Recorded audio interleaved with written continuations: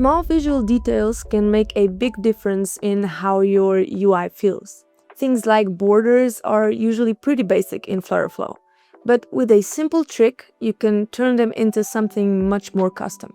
And in this video, I'll show you how to create clean gradient borders using only native FlutterFlow widgets. No custom code needed.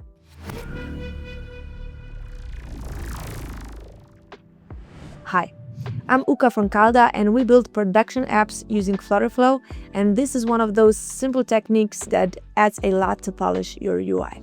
By the end of this, you'll know how to create gradient borders using only native FlutterFlow widgets, control thickness, radius, and colors, and add subtle effects like glow to make your UI stand out.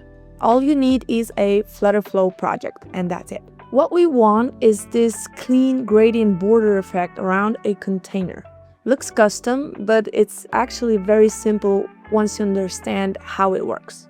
The idea is super simple. We use two containers. The outer container has the gradient.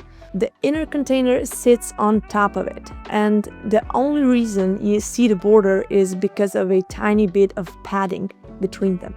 And that padding becomes the border. Start with the outer container. That's your base. Set the size to however you want. It can be fixed or just grow with the content. And give it some border radius so it looks clean. Now the important part, the gradient. Go to the background and apply a gradient. I'm using a linear gradient with 3 colors at a 45-degree angle. But honestly, just play around with this so you get some really nice effects. Next, drop another container inside. This is your inner one.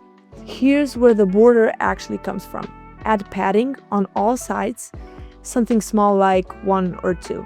And that spacing is what creates the border thickness. Then make sure the border radius is exactly the same as the outer container. If it doesn't match, it's going to look off.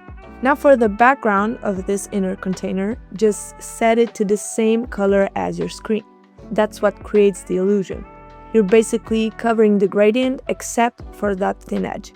If you want to make it pop a bit more, you can add a box shadow to the outer container. Keep the offset at 0, increase the blur a bit, and match the color to your gradient. It gives it a nice glow. And that's it. Now you can just drop your content inside and you're good to go.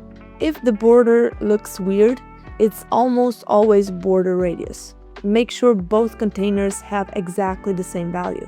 Don't go too thick with the padding. Even 1 or 2 is usually enough. If you push it too much, it starts looking cheap. Gradients matter more than you think. Bad color combinations will make this look outdated really fast, so take a second to tweak them. Use it where it makes sense.